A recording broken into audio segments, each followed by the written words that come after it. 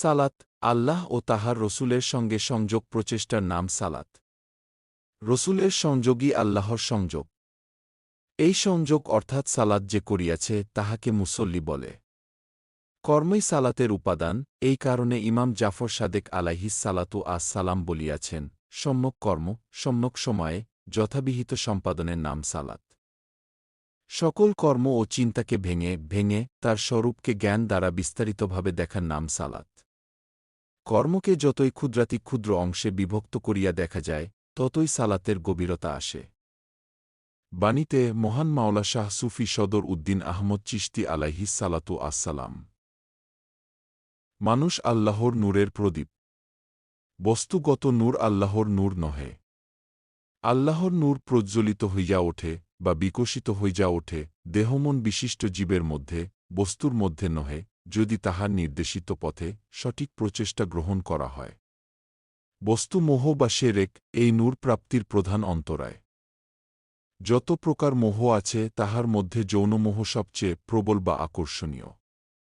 যৌনমোহে যে আকৃষ্ট থাকে তাহাকে জানি অর্থাৎ জেনাকার বা ব্যভিচারী বলা হইয়াছে। বাণীতে মহান মাওলা শাহ সুফি সদর উদ্দিন আহমদ চিশতি আলাইহিস সালাতু আসসালাম। মানুষের জীবনচক্র।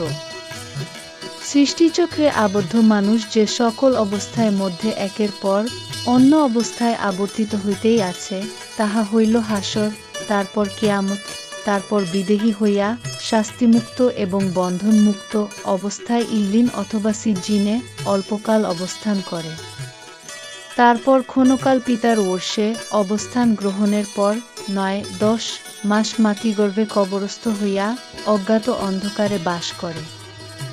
তারপর মাতৃগর্ভ হইতে ভূমিষ্ঠ হইয়া সেই কবর পুনরায় হাসরে উপস্থিত হয়। এই সকল অবস্থানগুলির মধ্যে সবচেয়ে গুরুত্বপূর্ণ অবস্থান হইল হাসরকালের দীর্ঘ অবস্থান।